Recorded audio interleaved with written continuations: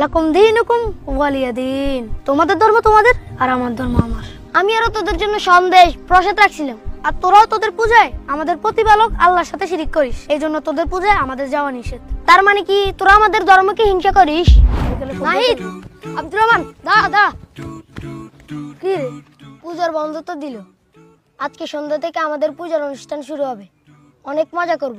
কিন্তু স্কুল বন্ধ হলো তো তোদের দেখা পাবো না, তাই মনটা খারাপ রে।